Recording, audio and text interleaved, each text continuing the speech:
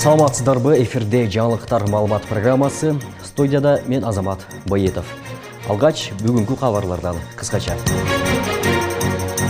УКМК экс баш салыкчы жана орун басарынын айып пул менен кутулган жазасын түшүндүрдү. Бишкек шаардык мэриясынын мурдагы вице-мэри баш болгон кызмат адамдары жана жеке компаниялардын жетекчилери кармалды. 1 январдан баштап өлкөдө коомдук тамактануучу жайларда тейлөө кызматтары үчүн акы алуу жокко чыкты. Эли Ош шаарындагы балдар үйүнөн тарбияланып чыккандар турак жай менен камсыздалат.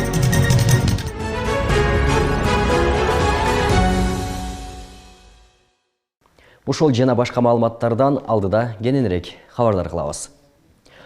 Салык кызматынын коррупцияга айыпталган мурдагы жетекчилери Алтынбек Абдувапов менен анын орун басары Исламбек Кыдыргычев мамлекетке 4 миллиард 307 миллион сом өлчөмүндө материалдык чыгымдын ордун толтурду. Бул ири эки мамлекеттик жетекчинин коррупциялык иштери жана кандайча кармалганы туурасында УКМК кенен түшүндүрмө берген. Мурдараак Ленин райондук соту аларга өкүм чыгып, экөөнү жалпы 700 миң сомдук айып салганын айткан. Алар УКМКнын торуна 2024 жылдын 6 декабрында Кылмыш жаза кодексинин 337 беренесинин 3 бөлүгү кызмат абалынан кыянаттык менен пайдалануу боюнча козголгон ишке байланыштуу түшкөн. Комитет аталган кодекске коррупция жана кызматтык кылмыштар үчүн жазаны күчөтүү боюнча өзгөртүүлөр киргизилгенге чейин кармалганын эске салды. Мындан улам экс төрага жана анын орун басары кодекстин эски редакциясы боюнча соттолгон. Анда айыпталуучу, тагыраак айтканда соттолуучу күнөөсүн мойнуна алып, процессуалдык келишим түзгөн учурда мамлекеттин пайдасына келтирилген зыянды төлөп берүү менен айып пул салуу каралган. Соттолуучу жана кылмыш ишиндеги башка айыпталуучулар тергөө учурунда аларга коюлган кылмыштар боюнча күнөөлөрүн толугу менен мойнуна алып, мамлекетке 4 миллиард 307 миллион сом өлчөмүндө материалдык чыгымдын ордун толтурушкан деп атайын кызматтан билдиришти. Комитеттен иштин негизги фигуранттарынын моюнга алуу көрсөтмөлөрү, тергөө жана ыкчам иш-чаралар салык кызматынын системасындагы кызмат адамдары аралашкан коррупциялык схеманы аныктоого жардам бергенин айтышты. УКМК калган айыпталуучуларга карата кылмыш ишин тергөө уланып жатканын жана анын жыйынтыгы көрүлгөн чаралар тууралуу коомчулукка маалымат кийинчерээк бериле тургандыгын кошумчалады. Эске салсак, УКМК төрагасы Камчыбек Ташиев былтыр жайында Абдуваповдун 55 миллион долларлык мүлкү байлыгы такталганын билдирген. Анда ал электрондук товардык транспорттук коштомо кагаздарды пайдалануу менен мыйзам бузган деп кармалганы айтылган. Бишкек шаардык мэриясынын мурдагы вице-мэри баш болгон кызмат адамдары жана жеке компаниялардын жетекчилери кармалды. Бул тууралуу УКМК билдирди. Маалыматка караганда текшерүү учурунда 2015 жылы Бишкек шаарында жаңы таштанды полигонун куруу жана тазалык ишканасынын техникалык базасын жакшыртуу үчүн бөлүнгөн 22 миллион евро туура эмес колдонулганы аныкталган.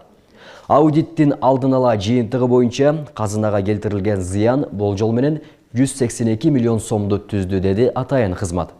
Үстүбүздөгү жылдын 12 январында козголгон кылмыш ишинин алкагында мурдагы вице-мэр Бишкек санитардык полигону муниципалдык ишканасынын мурдагы директору, ошондой эле подрядчы компанияларынын жетекчилери менен убактылуу кармоочу жайга киргизилди. Учурда казынага келтирилген зыяндын толук суммасын жана коррупцияга тиешеси бар башка кызмат адамдарын аныктоо боюнча кошумча тергөө иш-чаралары жүргүзүлүүдө.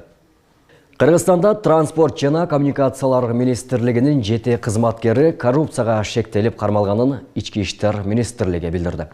Маалыматта алар Бишкек Ош жолунда жайгашкан салмак габариттик көзөмөл постторунан салмагы нормадан ашып кеткен жүк ташуучу унааларды каттабай эле өткөрүп жүргөнү айтылат. Бул кызматы үчүн алар ар бир фура айдоочусунан 1000 сомдон 5000 сомго чейин алып жүрүшкөн.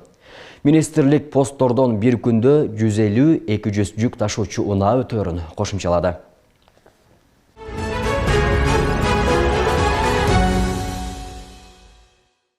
1 январдан баштап өлкөдө коомдук тамактануучу жайларда тейлөө кызматтары үчүн акы алуу жокко чыкты. Ал негиздүү көпчүлүк тамактануучу жайларда баанын кымбаттаганы байкалган. Мындан улам монополияга каршы жөнгө салуу кызматы кафе-ресторандарда тамак аштын баасын негизсиз жогорулаткандарга айып салынаарын белгиледи. Буга чейин кафелерде 15% тейлөө акысы алынып, нааразычылыктар айтылып келген. 1 январдан баштап өлкөдө коомдук тамактануучу жайларда тейлөө кызматтары үчүн акы алуу токтотулган. Дегенмен тамактануучу жайларда баанын кымбаттаганы байкалган. Анда кафе-ресторандар тейлөө акысын менюдан алып салганы менен тамактардын наркына кошуп салышкан. Муну менен кошумча төлөм кайра эле кардарларга жүктөлүп калган. Алыш керек эми кайра эле баягы мурункудай болуп калды да. Мурунку баягы тейлөөчүлөргө төлөгөн акчаны кайра эле кафе несине төлөгөндөй болуп калдык да азыр эми. Бүгүн азыр эле гренкеге кирдим. Тамактары обслуживаниясына кошкон жокпу баасы? Ошол эле баа боюнча эле. Ооба кирип чыктык эми бир аз кымбаттаптыр. Кымбаттап калыптыр. Эмне себеп деп атышат? Обслуживанияны албагыла деп эметкенден кийин көп жерлерде жана тамактын немесине кошулуптур деп уктук да. Ошондой болуш. Киргенден кийин деле ошондой болуп атат да, баягы баалар кымбатыраак болот. Баалар бир аз кымбат экен. Алсак Ош шаарындагы ири кафе-ресторандар аш тизмектерин жаңылап басымдуу эт кошулган тамактардын бааларын кымбаттаганын моюндашат. Тамактануучу жайлар муну азык-түлүккө болгон баанын өсүшү жана чыгымдардын көбөйүшү менен түшүндүрүшүүдө. Ар бир тамакка мисалы 200 сомдук тамакка 20 сом кошулду. 300 сомдук тамакка 30 сом кошулду. 500 сомдук тамакка 50 сом кошулду. 10% ичинде кошулду тамактарга. Мен менюларды жаңылап койдум полный. Только жеген тамагына меню боюнча акча төлөдү. Нонге, чойгарга кошкон жокмун. Тамакка коштум. Эт кымбат, бар жок кымбат болгон үчүн проценттин ичине кошуп койдум. Албай калдык, бирок эме болуп атат. Тамактарга бир аз кошулду, чын-чынына келгендечи. Эми себеби тамактын биз эми обслуживание болбой калды деп кымбаттаткан жокпуз, себеби продукты кымбаттап атат бизге. Ошого карата бизге мындай немени чыгарыш үчүн эми кичине тамактар кымбаттады ачык эле. Ал арада монополияга каршы жөнгө салуу кызматы тамак аштын баасын негизсиз жогорулаткандарга көзөмөл күчөтүлөрүн билдирди. Бул учурда айып пул да салынат. Мында кардар арыз менен да кайрылса болот. Бүгүнкү күндө биз тарапка арыздар келип атат ал боюнча. Кээинки жерлерде ушул кээинки кафе-ресторандар албаптыр эле, ошол боюнча арыздар келип атат. Ал боюнча арыз боюнча биз карайбыз. Мыйзам бузулат. Ошол кайсы жерде ошол обслуживание деп коет, орусча кызмат алынып атса, бизге түздөн-түз арыз жазса, биз ал мыйзам чегинде сөзсүз чара көрүлөт. Тамак ашты чыкканда ал жерде граммы жазылат. Мисалы, ошол лаңмам, шорпо, ал жерде граммы сөзсүз жазылыш керек. Ал эми ошол граммы боюнча метрологический жүргүзүлөт. Ошол чыкпай калса, албетте ал боюнча мыйзам каралып, мыйзамда штрафтар, айыппулдар каралат. Буга чейин кафе-ресторандарда 15% тейлөө акысын жокко чыгаруу талабы актуалдуу көтөрүлүп келген. Анткени тамак аш баасына сырткары тейлөөгө деген негиз менен кошулган бул төлөмгө мыйзамда да тыюу жок болгон. Жагдайды жөнгө салуу максатында 1 январдан баштап коомдук тамактануучу жайларда тейлөө кызматтарына берилчү төлөмдү алып салуу боюнча токтом күчүнө кирген. Алмагүл Эрке Байкызы, Маруф Шакиров, Ош ТВ. Оштогу облустук балдар ооруканасында жаш балдарын көтөрүп алып, узун кезек күткөн ата-энелердин кайрылуусу социалдык тармактарда тараган. Анда жарандар дарыгерлердин жетишсиздигин айтып, бир катар кемчиликтерди белгилешкен. Бул боюнча аталган оорукананын жетекчилиги түшүндүрмө берип, майрам жана дем алыш күндөрүнөн кийин ооруканага кайрылгандардын саны кескин көбөйгөнүн билдирди. Азыркы тапта оорукананын клиникалык диагностикалык бөлүмүнө күнүнө 800гө жакын бала кайрылып жатат.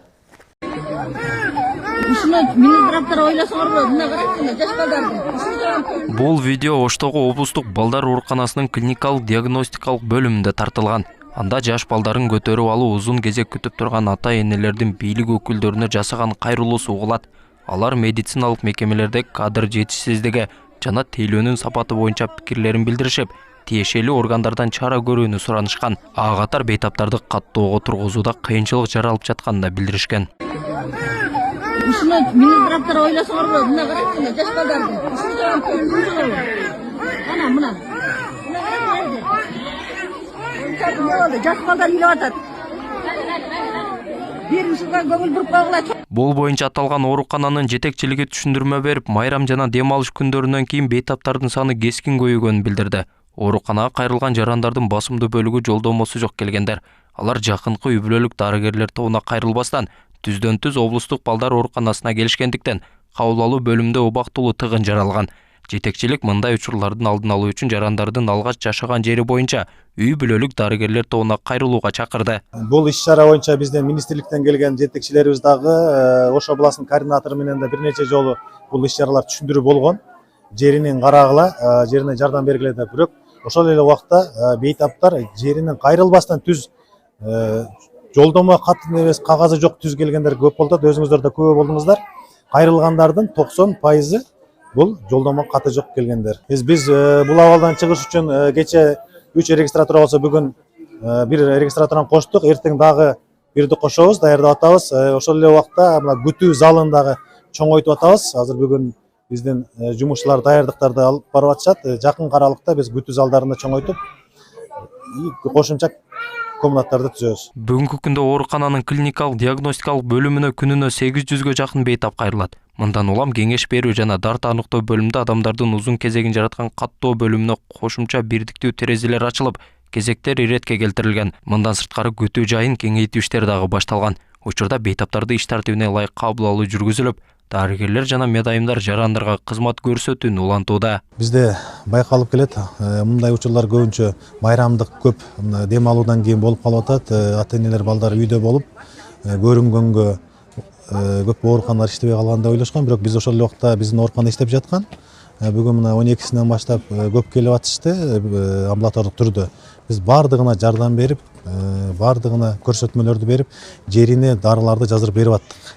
Азыр мына өзүңүздөр байкагандай эртең менен саат 9-да башталган, мына 11-ден өтүп калды. Мына бүгүнкү күндө карасаңыз регистратурлар уже бардыгы бош турат. Аталган балдар ооруканасына облустун бардык райондорунан бейтаптар келип кайрылышат. Алар өздөрү жашаган аймактагы дарыгерлерден дарыланганына карабастан, оорунун айыкпай жатканын айтып, кошумча текшерүүдөн жана консультациядан өтүү үчүн облустук деңгээлдеги медициналык мекемеге кайрылууга аргас болуп жатышыптыр. Алар эмне дештер?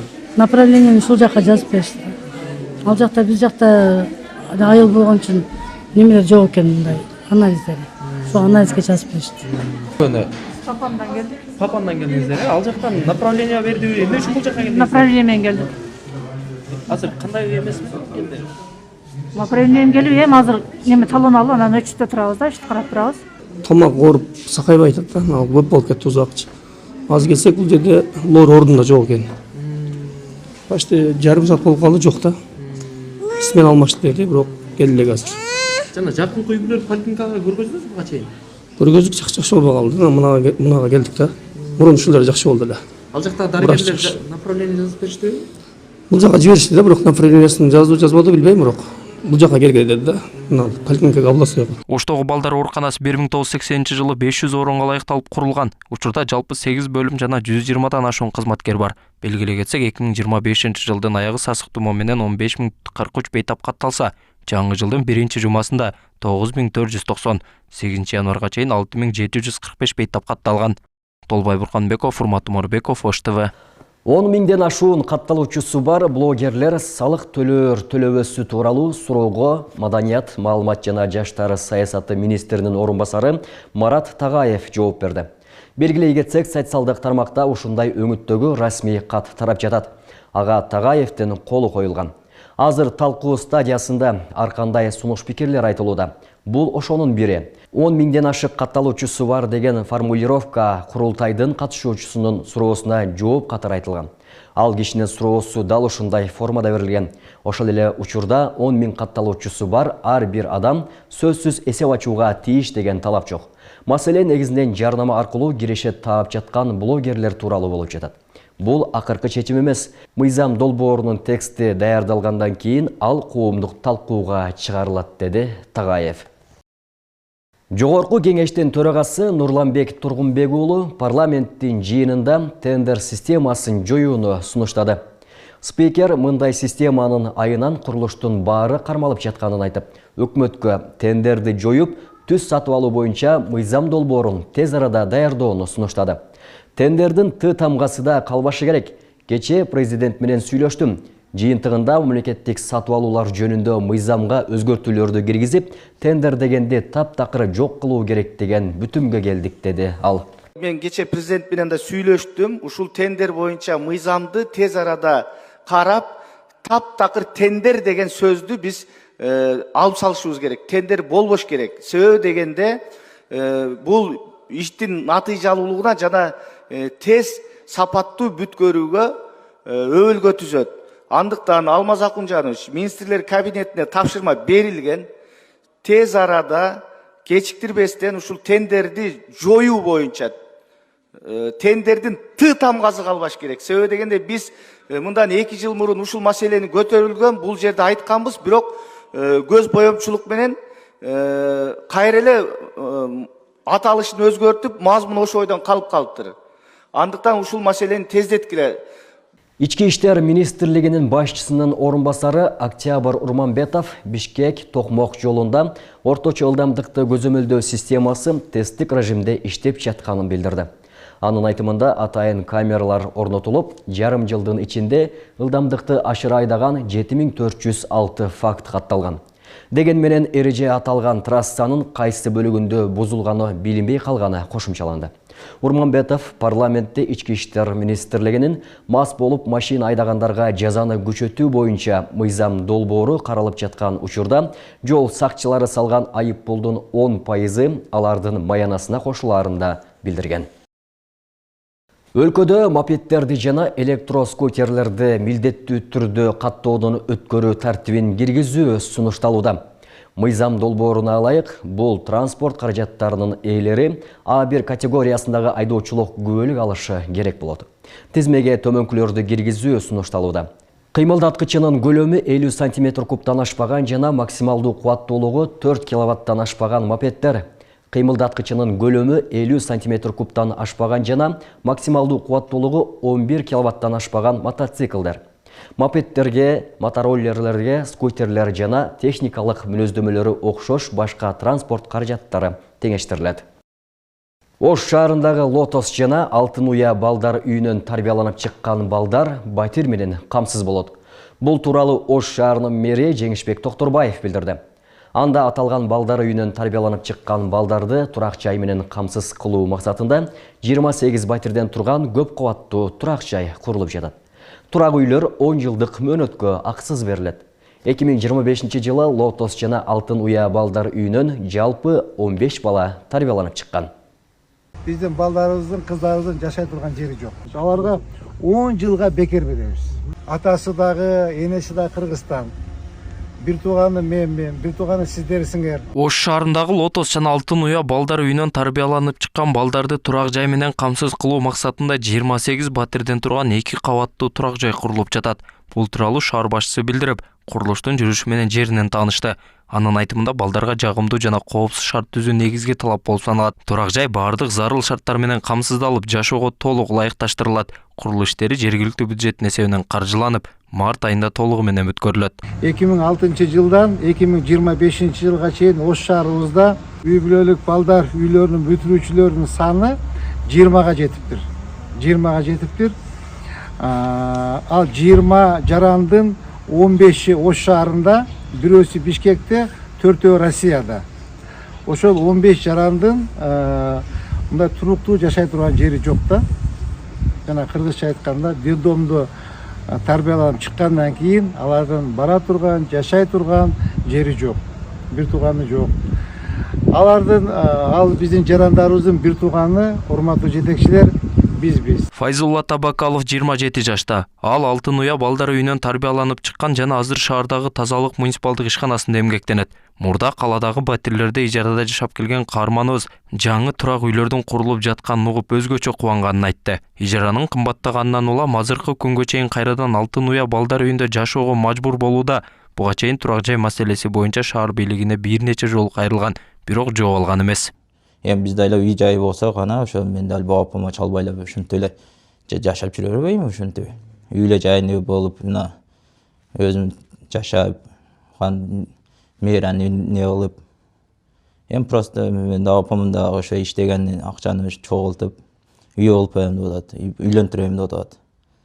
Ошого жакшы болот эле, кана ошо берсе биз мен деле кубанат элем да, үй берилди да, жаңы үйдү деп. Жүйт элем, үйдөкүлөрдү чакырат элем. Мама, апа, келиңиздер. Мен үй болдум, үй жайлуу болдум. Бир конок кылып кетиңиздер дейт элем да. Курулуп жаткан турак үйлөр Лотос жана Алтын Уя боорукердик үйлөрүнөн тарбияланып чыккан балдарга 10 жылдык мөөнөткө акысыз берилет. Батирлерде бардык коммуналдык кызматтар жеткиликтүү болуп, алар үчүн акы алынбайт. Ошондой эле батирлер жашоого толук ылайыкташтырылып, бөлмөлөрдүн ичинде кир жуучу машина, муздаткыч, идиш-аяктар жана башка күнүмдүк турмушта керектелүүчү бардык буюмдар коюлат. Учурда турак жай менен камсыздала турган 15 баланын тизмеси такталып берилген. Мэрибиз айтып атат, биз ошол бюджеттен, местный бюджеттен карап туруп мэр тарабынан өзүбүз көзөмөлгө алабыз. Аларды 10 жыл бою алардын свети, ал жердеги налог баары бекер болот. Андан сырткары бүгүн эртең киргизген ушу жарандарыбыз киргизсек дагы даяр ошол жерге. Даже киргизүүгө машинасы, газ плиталары, телевизору, төшөк буркандары баары даяр болот. Алар болгону чөнтөгүнө кол салып келип эле кирет. Бүгүн күндө абдан сонун болуп атат. Чынын айтсак, мен айтып атам, республика боюнча Ош шаарында биринчи жолу болуп атат да. Абдан кубандырат. Аталган балдар үйлөрү 2006 жылдан бери расмий түрдө иштеп келет. Бул убакыт ичинде болжол менен 50ге жакын бала тарбияланып чыккан. Алардын көбү 18 жашка чыккандан кийин чет өлкөгө кетишсе, айрымдары өлкөдө калып турмуш куруп, ижара алып батирде жашап келишет. Мурда мамлекет тараптан турак жай же каржылык колдоо боюнча бир нече жолу убадалар берилгени менен ишке ашпай келген. Мындай болгон 2019-жылы мына Лотостогу чыккан балдарга 3 эркек балага менен 1 кызга үй берилген. Анар микрорайонунан 2 бөлмө үй берилген. Бирок элестетип көрүңүз, 4 адамга 1 үй берилип атат да, 2 бөлмө. Алар уже ал кызым турмушка чыкты, 2 балалы болду дегенде ал жерге батпай атышат. Анан да 2023-жылы мына Ош мэриясы тарабынан Ош Кеңсай участогунан жер тилкеси берилген. 6 сотуктан 3 балага. Бирок балдарым ага кантип үйсүн? Каражат керек ага. Анан мындайча айтканда фактически балдар бара турган жери жок. Мен ушул жерде бүтүп кеткен балдардын бардыгы булар бара турган жери болгондуктан ушул жерге баш калкалашат да, келип эле ушул жерде баш калкалашып бирге жүрөбүз, иштеген иштептиги болуп. Анын көпчүлүктөрү мынагы четке кетти да, миграцияга кетти. Көпчүлүгү Москвада жүрөт, Алматыда жүрөт, Дубайда деген бар, азыр бир кызым Гонконгдо жүрөт. Анан мен азыр 11 баланын тизмесин бердим да. Ушу неметкен аябай мындай өтө катуу немете турган нужда. Керектүү балдардын 11 баланын тизмесин бердим. Белгилей кетсек, 2025-жылы Лотос жана Алтын Уя балдар үйүнөн жалпы 15 бала тарбияланып чыккан. Ал эми ушул жылы балдар үйүнөн дагы 9 бала тарбияланып чыгуу алдында турат. Анын ичинен Лотос боорукердик үйүнөн 4 бала, Алтын Уя балдар үйүнөн 5 бала бүтүрөт. Жакын айларда көп кабаттуу турак жайдын курулушу толук аяктап, пайдаланууга берилет. Толбай Бурканбеков, Урмат Умарбеков, Ош ТВ. Бүгүн Ош шаарында мектепке чейинки Айданек билим берүү мекемеси капиталдык оңдоп түзөөдөн кийин пайдаланууга берилди. Бала бакча толугу менен жаңыланып, заманбап талаптарга ылайык ички жана сырткы жасалгалары оңдолду. Ашкана, ажатканалар иретке келтирилип, балдар үчүн ыңгайлуу керебеттер жана столдор менен камсыздалды. Ош шаарындагы Айданек бала бакчасы капиталдык оңдоо түзүүдөн өтүп, азыркы учурда пайдаланууга берилүүдө. Бала бакча дээрлик 50 жылдан бери капиталдык оңдоо түзүүдөн өткөн эмес. Аталган бала бакчада 50дөй кызматкер эмгектенип келет жана ошондой эле 600дөн ашык бала тарбияланат. Айданек бала бакчасы толугу менен жаңыланып, заманбап талаптарга ылайык ички жана сырткы көрүнүшү оңдолду. Ашкана, ажатканалар иретке келтирилип, балдар үчүн ыңгайлуу керебеттер жана столдор менен камсыздалды. Оңдоо түзөө иштери республикалык бюджеттин эсебинен аткарылды. Өзүңүздөргө жакшы белгилүү болгондой, бул Айданек садыбыздын ушул 3 корпусунун акыбалы абдан начар болчу. Ол жакта корпустун акыбалы жакшы болчу. Ошо Ош шаарыбыздагы эң бир алдыңкы орусча айтканда образцовый садиктерибиздин бири. Мынакей урматтуу президентибиз Садыр Нуркожоевич тарабынан республиканский бюджеттен 26 миллион 400 миң сом акча каражаты бөлүнүп берилди. Ошонун эсебинен мынакей 3 корпустун ортоңку менен 3 деп көрөлү, 3 корпус переходу менен 3 корпусту толук капиталдык оңдоо түзөөдөн өткөрдүк. Азыр ремонтун Аталган билим берүү мекемеси дээрлик 50 жылдан бери капиталдык оңдоо түзөөдөн өткөн эмес. Азыр эми 2 кабаттан турган бала бакчанын 3 корпусу толугу менен оңдолду. Учурда 21 тайпадан туруп 600дөн ашык бала тарбияланат. Ошондой эле 50дөн ашык кызматкер эмгектенип келет. Номер 30 Айданек балдар бакчабыз 2 зданиядан турат. Мына эски зданиябыз 1961 жылы курулуп 67 жылы иш жүзүнө ашырылган экен. Ошондон бери эч капитальный ремонт болгон эмес. Мына быйыл буйрук насип мэрибиз Жеңишбек Шермаматовичтин демилгеси менен республикадан капитальный ремонт оңдоо түзөө иштери жүргүзүлдү. Мында өзгөчө муктаждыгы бар балдарда тарбияланып келет. Ата-энелердин айтымында башка бакчалар мында өзгөчө балдарды кабыл алышпайт. Ошондой эле мекеменин мурдагы абалы заманбап талаптарга жооп бербей, шарттар жетишсиз болгонун белгилешет. Азыр болсо имарат оңдоо түзөөдөн өткөрүлүп, балдар үчүн бардык керектүү шарттар түзүлдү дешет. Биз Манасда кичи шарчасынан себеби бул инклюзивный садик, Айданек садик. Ошо кызымдын мүмкүнчүлүгү чектелгендиги үчүн 17 жылы келип, 21 жылы мектепке чыгып кеткенбиз. Бул жерден кызым аябай сонун коллективи, сонун Гүлмира Сүйүновна эжекеге Аллахым ыраазы болсун, сонун тарбиялап, социализация кылып, бир гана кызым эмес, мен өзүмө да сонун мотивациялар берип турчу эле да. Баары жакшы болот деп. Мына Кудайга шүгүр, кызым азыр ХБКдагы 27 орто мектепте 5 класста окуйт. Ошондой эле бүгүн Курманжан Датка, Алымбек Датка көчөлөрүн бириктирген Арзукулов көчөсү толук оңдолуп пайдаланууга берилди. Көчөнүн жалпы узундугу 300 метр, турасы 10 метр болуп, 2 тилке болуп оңдолду. Бир тарабынан жөө жүргүнчүлөр үчүн тротуар, жашыл аймак каралып, ирригациялык лотоктор орнотулду. Иш-чарага шаар мэри, жергиликтүү бийликтин өкүлдөрү жана тургундар катышты. Партизаныбыздын аты кылымдар бою калсын.